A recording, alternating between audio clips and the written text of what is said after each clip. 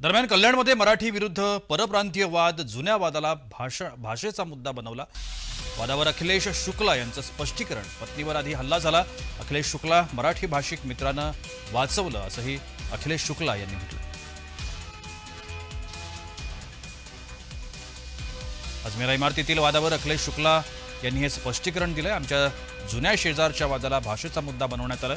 शुक्ला यांनी हा आरोप केलाय। माझ्या पत्नीवर आधी हल्ला झाला होता, त्यानंतर माझ्या मराठी भाषिक मित्रांनी मला त्यावेळेला वाचवलं।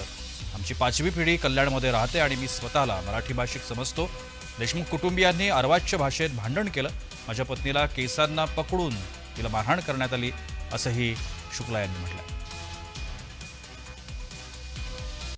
परवा काय झालं, संध्याकाळी माझी बायको धूपबत्ती ते लावून ते माझ्या दरवाजाच्या बाहेर ठेवला आणि खलवीकट्टे आंटी जे आहेत ते येऊन त्यांनी सांगितलं की हे तुम्ही धूपबत्ती दररोज इथे लावते आणि ह्याच्याने आम्हाला खूप त्रास होत आहे, हे तुम्ही आजपासून लावू नका, नाहीतर आम्ही तुम्हाला इथे राहू देणार नाही।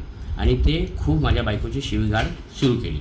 त्याच्यानंतर मी येऊन ते मॅटर हे करायला सुरुवात केली। त्याच्यानंतर देशमुख फॅमिली आली, हे धीरज देशमुख आणि त्याचे लहान भाऊ हे येऊन माझी बायकोला खूप गालीगलोच खूप हे करून ते सुरुवात केली आणि जोराजोराने दरवाजाला आपटू लागले आणि माझी बायकोचे केस त्यांनी खेचून तिला एक झापड पण दिला।